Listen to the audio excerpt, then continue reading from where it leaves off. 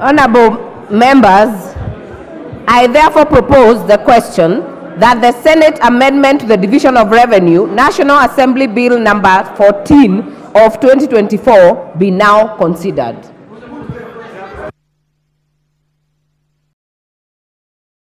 Majority Leader.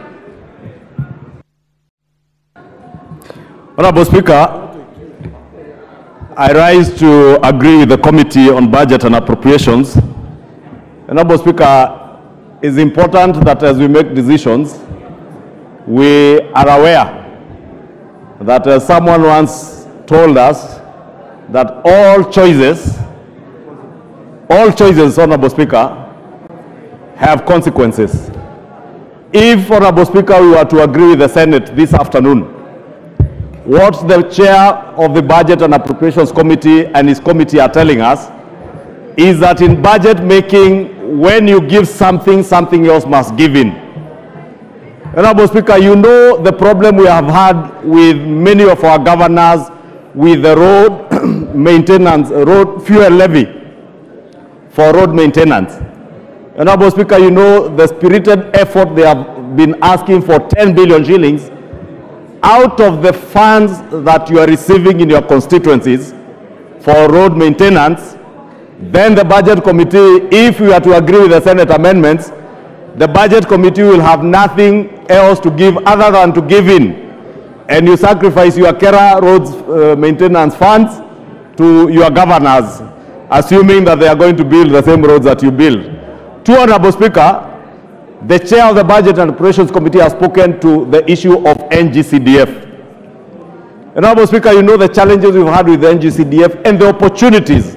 And at the time that we have celebrated 20 years of the existence of NGCDF, Kenyans across the country can tell you this is the only tangible money they feel on the ground in terms of projects and even in terms of the money that we are giving to students for bursaries, Honorable Speaker, including the money for our women reps.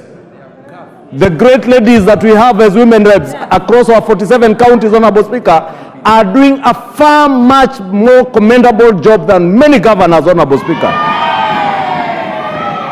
The GAF money, you can see what GAF money is doing in every county in this country, Honorable Speaker. Our women leaders, Honorable Speaker, that is why, at the risk of stepping on my male colleagues' friends, Honorable members, women members, it's totally out of order to shout in the House. You know how you can do what you're doing, but don't shout. Honorable Ichungwa. Honorable Speaker, I was saying, at the risk of being lynched by many male governors and prospective governors, I have proposed that if I had the ability to alter part of our constitution, I would propose that our women leaders even have the governor position as an affirmative action seat, because they are good in managing funds, Honorable Speaker. And I don't say this, Honorable Speaker, because I'm a father to girls.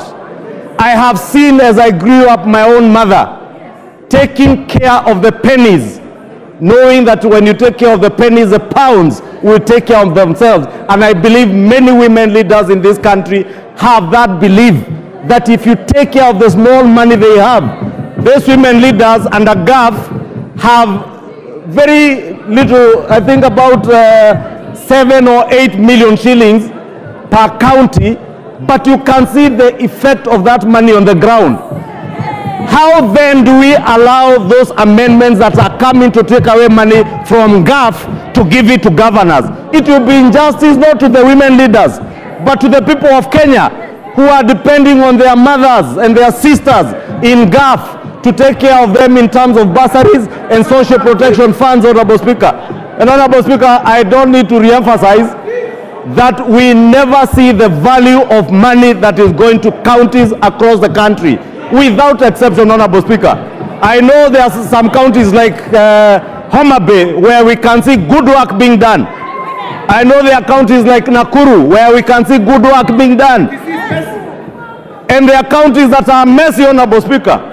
There are counties where the Auditor General is telling you, my county in Kiambu, close to 1 billion shillings on roads has gone to waste.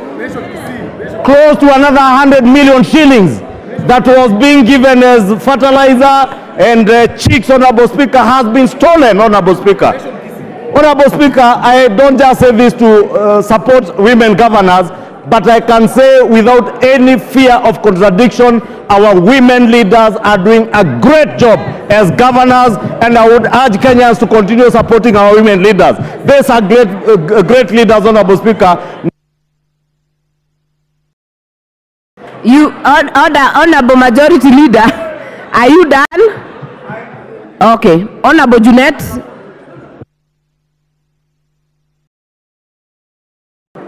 Mr. Speaker, Madam Speaker, I stand to support the amendments of the Senate, Madam Speaker. Madam Speaker, let's be honest. And let us be honest to ourselves, and let us be honest to Kenyans, Madam Speaker. Madam Speaker, some of these counties that you are seeing in this country have seen 1 billion shillings for the first time in their lives after devolution, Madam Speaker. We shall not be used as a house to kill devolution, Madam Speaker. We must stand up, because that is the only way we are going to save devolution, Madam Speaker. Madam Speaker, as you are aware, the Senate has only asked for an increment. They have never said we remove the money from NGCDF. They never said we remove from fuel levy. They never said, Madam Speaker. There are devolved functions that are being held here in Nairobi, like the health functions, like agriculture functions. Why are you keeping those monies in Nairobi here? Why don't you send those monies to the counties, Madam Speaker? That is why we have people eating now fertilizer money in this country, Madam Speaker. Why can't you send those monies to the counties? Madam Speaker, what I am saying, if Osoro might want to know what I am saying, is that we must send more money to the counties. If you want to deal with corruption of the counties, deal with corruption. Jail governors, jail chief officers, and all kind of people. But you cannot deny the people of Kenya to live in counties money in the pretext of corruption, Madam Speaker. There is more corruption in national government than in the counties, and nobody speaks about it, Madam Speaker. 90% of our resources remain in the national government. It doesn't remain in the counties. We are devolving less than 15% to counties, and we magnify the corruption there as though that is the only money that is in Kenya, Madam Speaker. Monies are in Nairobi. Monies are in ministries. Monies are in PSS and ministers here. That is why we are dealing with issues of fertilizer today, Madam Speaker. Madam Speaker, I want to urge this House, let us not be used as a house to kill devolution. What is going to bring life to this country? What is going to develop this country? What is going to make this country a first world country, Madam Speaker, is devolution. That is how Germany developed, that is how France developed, and that is how all democracies develop, Madam Speaker. Madam Speaker, I want to say this.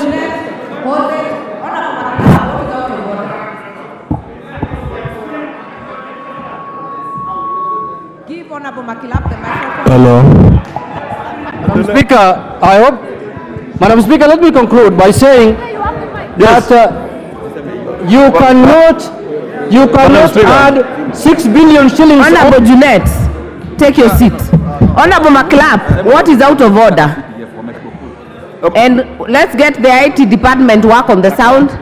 Honorable Makilap. Madam Speaker, I think we've had enough debate on this matter, and we can call the mover to reply. Madam Speaker, this matter is as good as done, Madam Speaker, and we can invoke Article 95 and call the mover to reply.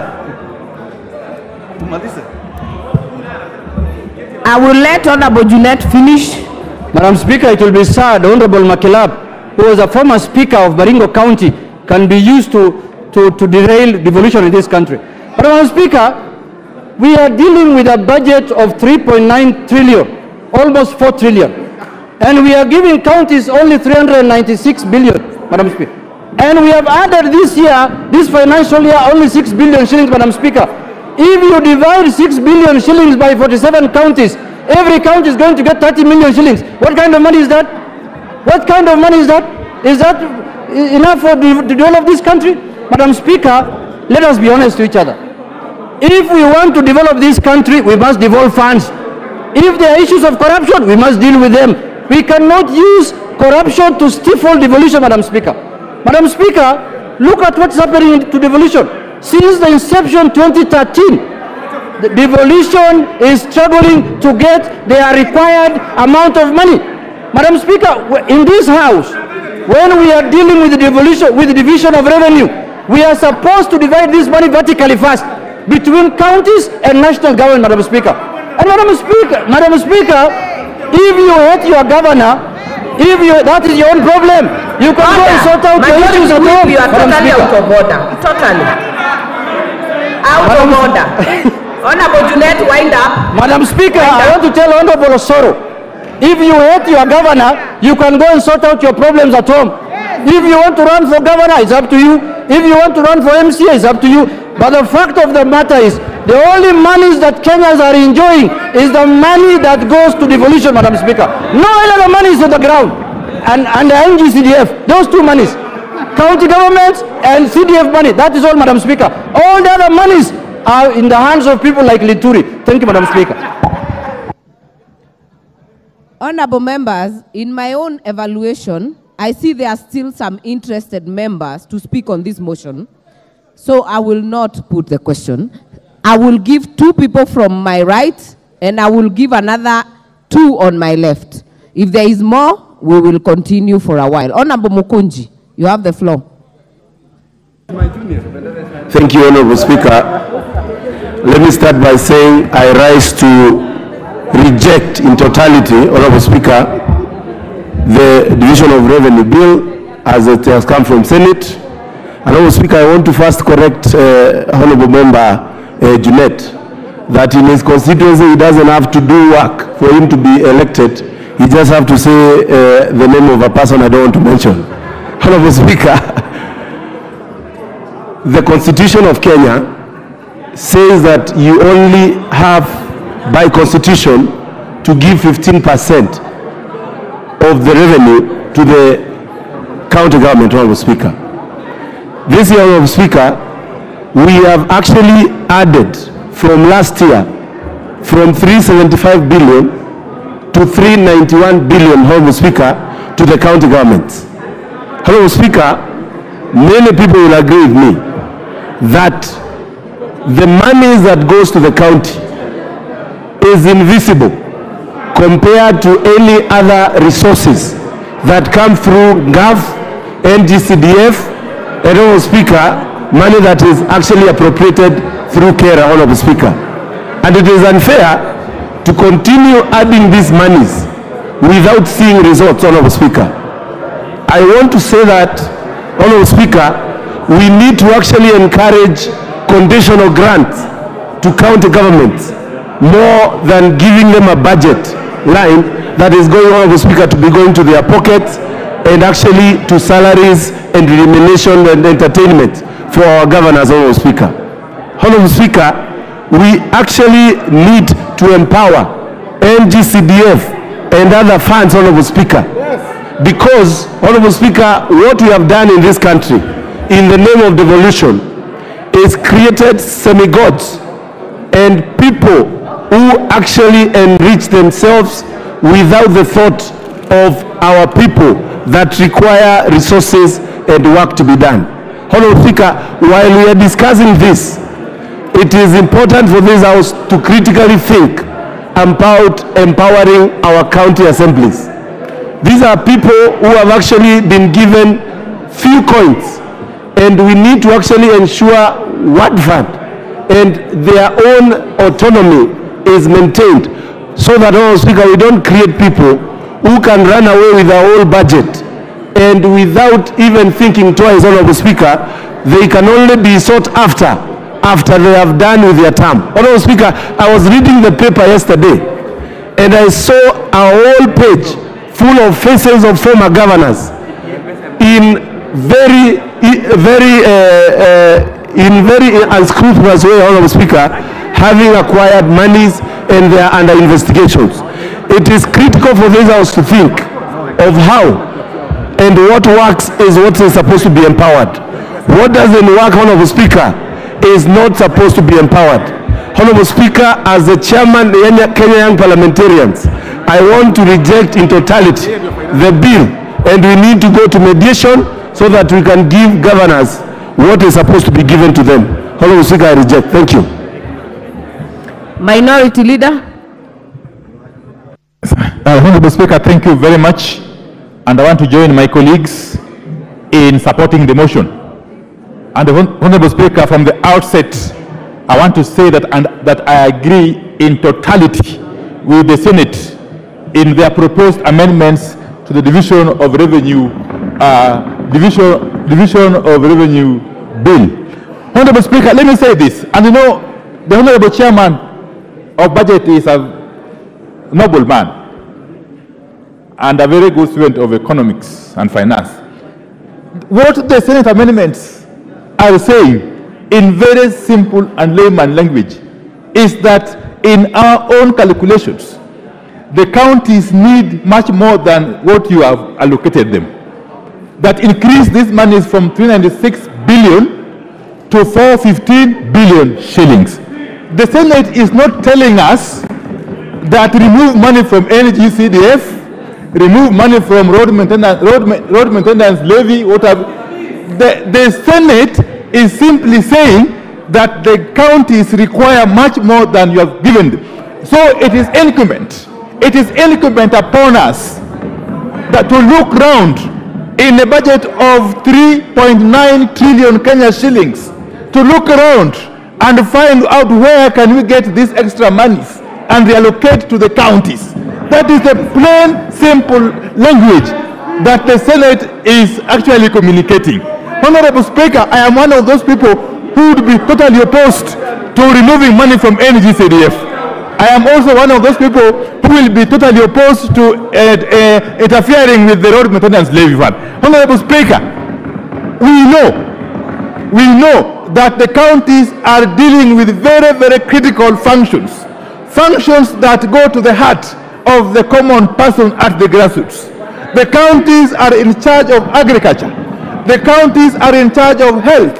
The counties are in charge of water. The counties are in charge of social services. The counties are in charge of rural roads and all those other functions that are critical. What has happened in this country in the past that we must deal with, that we must confront, is the fact that we were able to devolve functions. We were able to divide these functions without actually doing proper costing of the functions. The end result is that counties have been given functions which they are unable to perform, Honorable Speaker. Counties have been given functions without the requisite funds to manage those functions. It is a duty, it is a historic duty of this House to right those wrongs. The only way to right those wrongs is to be reasonable, is to be sensible, is to address these issues objectively. Honorable Speaker, my own layman mind tells me that even the 415 billion that the senators are proposing could still be way below what the county governments need. Honorable Speaker, in the fullness of time, we might actually find that the county governments require much more money. Honorable Speaker, I'll be proposing that after this current budget cycle, we agree as a House to perhaps constitute a select committee, a special committee, to look at this whole aspect, this whole issue of functions and their costing. Honorable Speaker, unless we do that, we shall continue to starve counties of the monies they need to implement, to perform the functions that they have been accorded, Honorable Speaker. And therefore, Honorable Speaker, this is a no-brainer. I want to plead my colleagues to support this motion and endorse the amendments as proposed by the Senate. Thank you, Honorable Speaker. Honorable members, you'll give me some time. I said I'll give 2 from my right and 2 from my left. I have given 1 each. I'll now give the majority whip.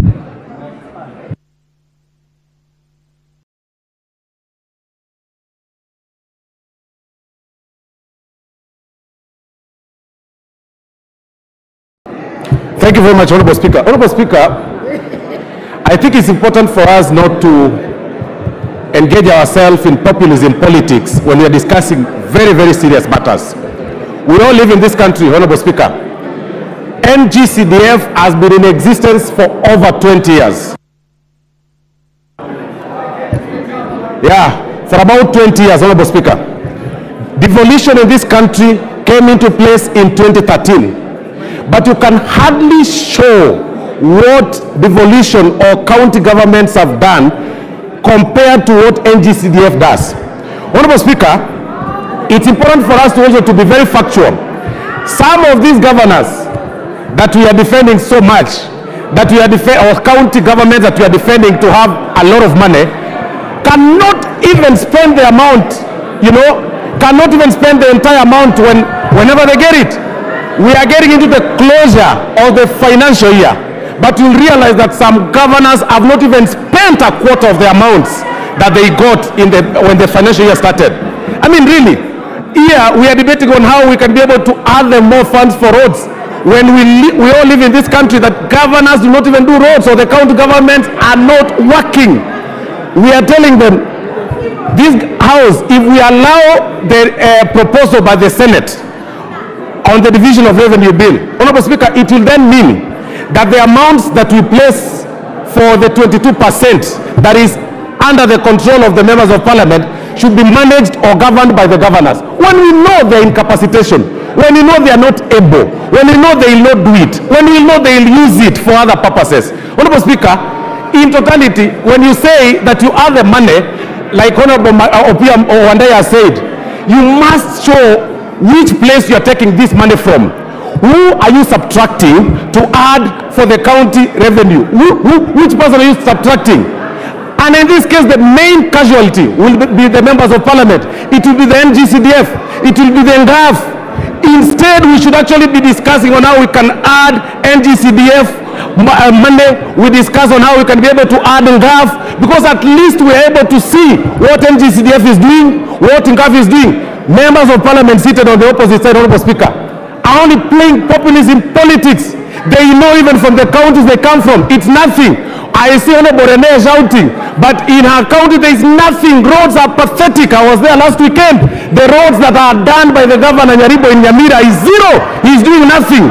I see Honorable Obadia complaining here, but you go to Bamachoge Borabu, the village roads that are supposed to be done by the county governments have not been done. They are pathetic.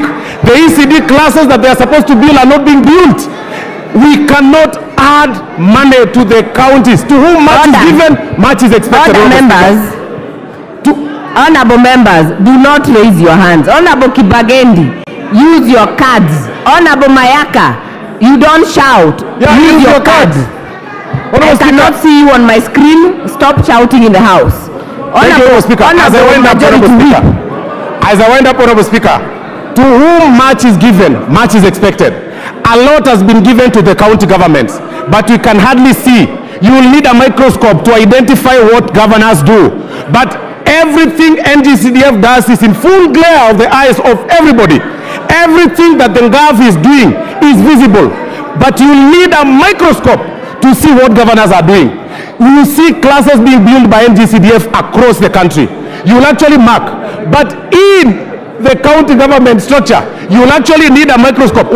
The only development those guys are doing is walking in a convoy of 20 vehicles, moving around funerals, one vehicle carrying a chair, another vehicle carrying carpets, another vehicle carrying goons, another vehicle carrying microphones, another vehicle carrying a girlfriend, and then they go there, they disrupt functions in barrios, carrying themselves in high titles, and then you are discussing on how to add the money here. Governors should be subtracted money, not being added. And that subtraction should come to NGCDF and NGAF. And for that reason, Honorable Speaker, we reject the proposal by the Senate on the division of revenue bill. Thank you, Honorable Speaker. Thank you. Okay, honorable members, I will then give the member for Migori, Honorable Fatuma. Thank you, Madam Speaker. I rise to support this because I come from Migori County. I also have a governor called Ochilo Ayako who is working. Honorable Osoro, Mr. Speaker, Madam Speaker, Honorable Osoro has a personal problem with Simbarati. I can give you guidelines on fighting him, but saying that county's money was going to kindly be a man. Stop being a woman in a market. Honorable Osoro is interfering with me. Honorable Sara, I can tell you 100 times that you are shouting and your misbehavior cannot remove Simbarati from his position. He is the governor, and please give Simbarati time to work. All you do is fight and plan to kill him. That will not remove him from the seat. Madam Speaker, there's too much noise, I can't contribute. Madam Speaker. Yes. Madam Speaker, I support this. Madam Chair.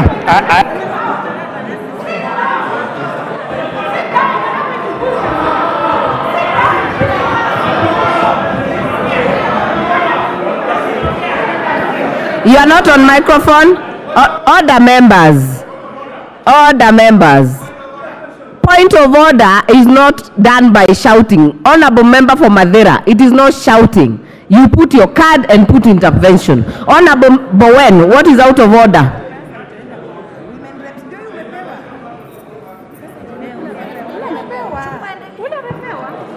Thank you, Madam Chair. Madam Chair, the debate before us, Madam Chair, is about division of revenue bill. But it is not about, I have the honorable member for Migori. It's not about Simbarati and Osoro. Osoro specified.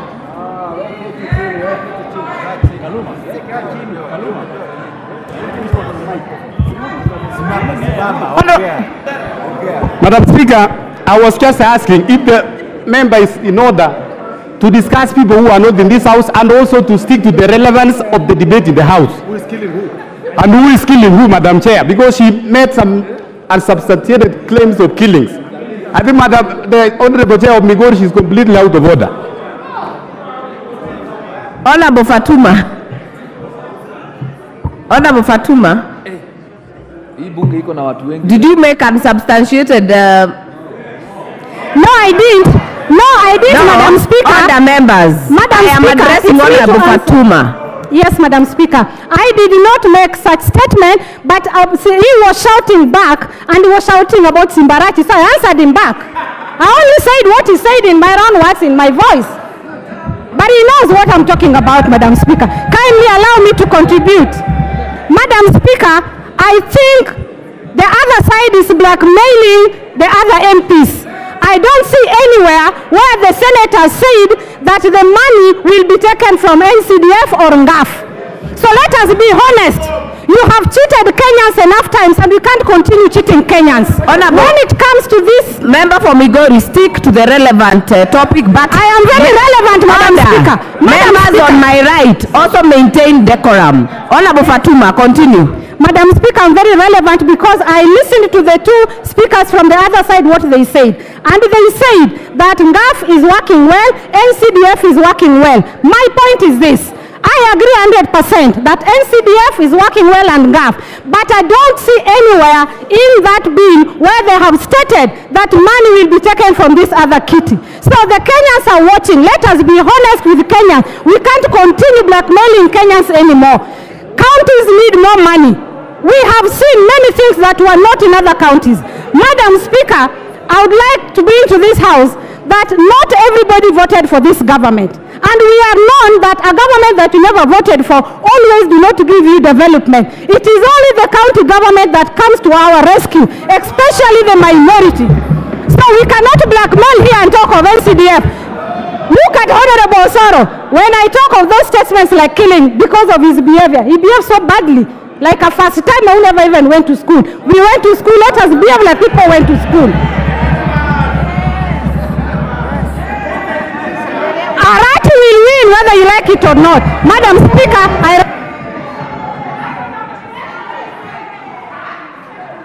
Order. Honorable members, we do not make aspersions to one another in this house. Honorable members, as I had promised, we will do two on my right side and two on the minority side. Then I will put the question.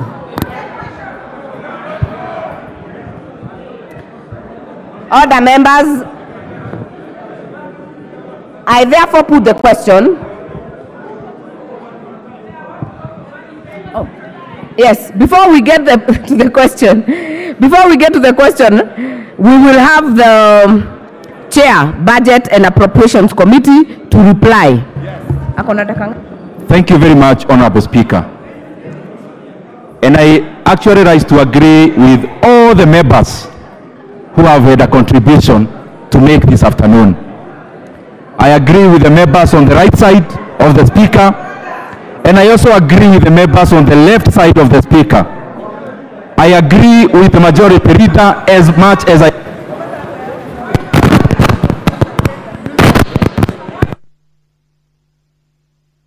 Kindly, as I said, use your cards. I will go with your cards.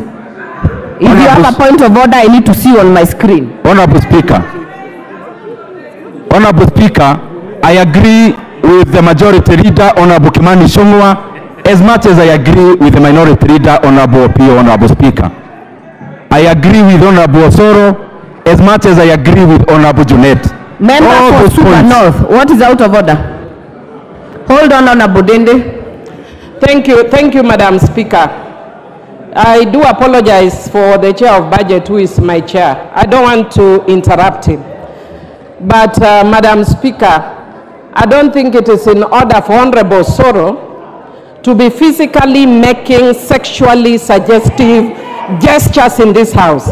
He is pointing to his penis in this house while pointing at Honorable Fatuma. It is completely out of order. It is abhorrent. It is backward. Madam Speaker, it is not allowed in this house. Order. We don't even know whether he performs. What is he showing us here? Order, Honorable Mili.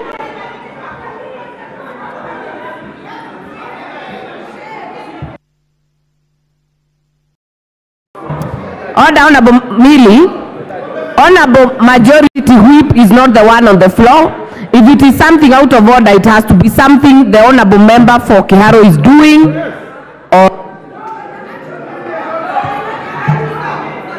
So continue, Honorable Member for Kiharu. Okay. Honorable Speaker. Honorable Speaker.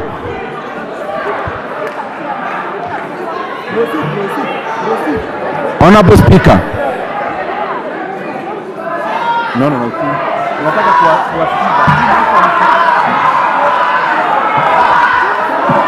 Okay.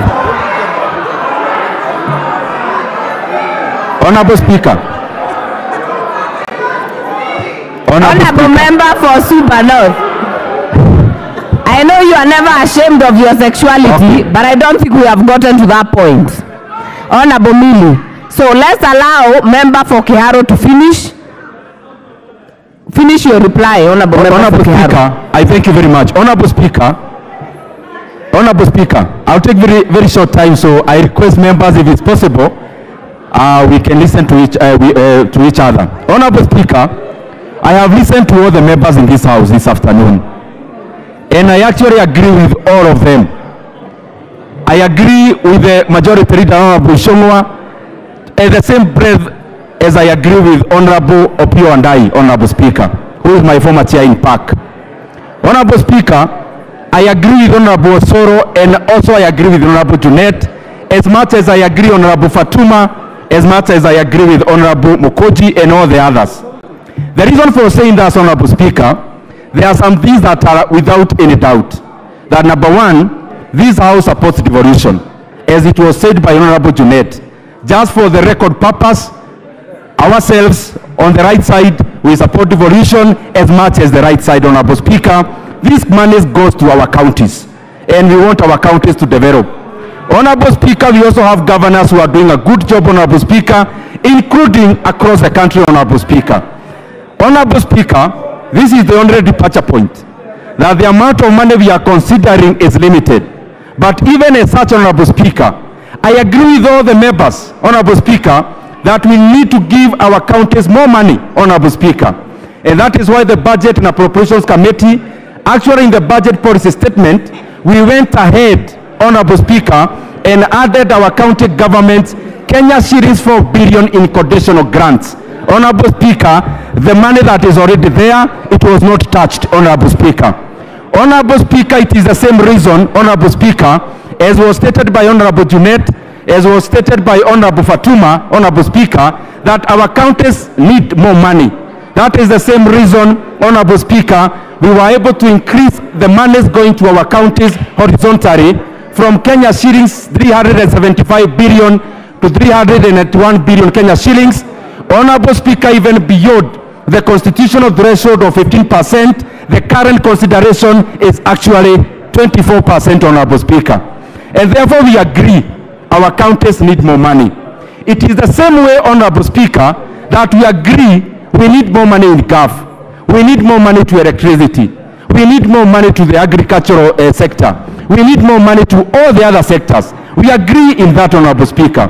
The only thing I beseech honorable members that we consider that when we are dealing with a static deficit of 2.9%, we are dealing with a closed envelope. In that closed envelope, Honorable Speaker, if you want to increase monies in the shareable revenue, Honorable Speaker, the equitable share, then something has to give way. And Honorable Speaker, the low-lying fruit across this debate, because it is not new, I want members to listen to me carefully, Honorable Speaker. If there are motions that we bring as budget committee, which we are almost indifferent, it is like this one. Whichever way the House votes, the budget committee is okay with it, Honorable Speaker. The only thing I want to beseech this House, then when we bring the estimates and you see some cuts in other areas, Honorable Speaker, will only be fulfilling your vote of today. So when we vote to increase money from 391 to 415, the budget committee is indifferent, Honorable Speaker, because you are your servants. But Honorable Speaker, where we target most as the government, as parliament, is where there has been increments. If you look at the budget policy statement, which areas had increments, Honorable Speaker? One area that had an increment, and therefore is a low-lying fruit, is 50 million shillings for electricity to every constituency.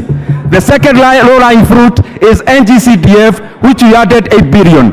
The other, Honorable Speaker, is RMLF. That is why I request this House to vote nay, Honorable Speaker, to safeguard those votes, Honorable Speaker, and I seek to move.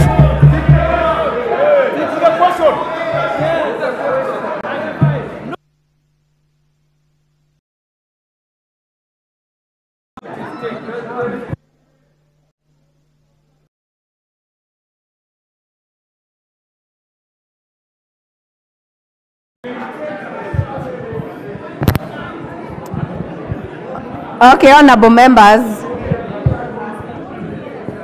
Honorable members. Honorable members. I therefore put the question that the Senate amendments to the Division of Revenue Bill, National Bill number 14 of 2024, be now considered. As many as are of that opinion say aye. As many as are of a contrary opinion say nay. The nays have it. Next order.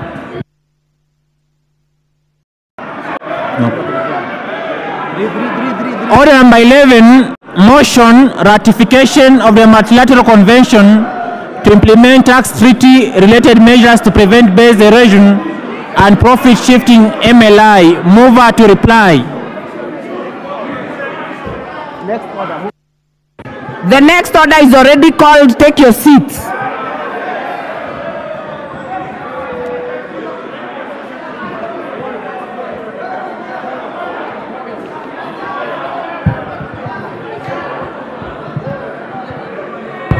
Honorable members, the next motion, there was a typo on the order paper. Will have the mover reply. The chairperson, Departmental Committee on Finance and National Planning.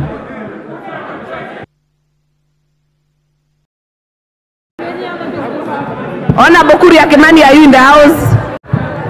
Honorable Speaker, I want to thank all the members that contributed on this robust conversation on the ratification of the multilateral convention to implement tax treaty related measures to prevent base erosion and profit shifting. And Honorable Speaker, this is one of the avenues that we're looking forward we really discourage repatriation of a lot of hard-earned incomes that goes to other countries through tax planning, base erosion, and profit shifting. I want to thank the members who contributed to this discussion that gave us very, very good insights on this particular multilateral tax treaties, and you're hoping that moving forward, therefore, Kenya now will not just be more marketable globally, Honorable Speaker, but also, and most importantly, that we're not going to erode the profits and the base for incomes that are generated in this country, Honorable Speaker. And with that, I beg to second. Honorable members, I therefore put the question that this House adopts the report of the Departmental Committee on Finance and National Planning on its consideration of the multilateral convention to implement tax treaty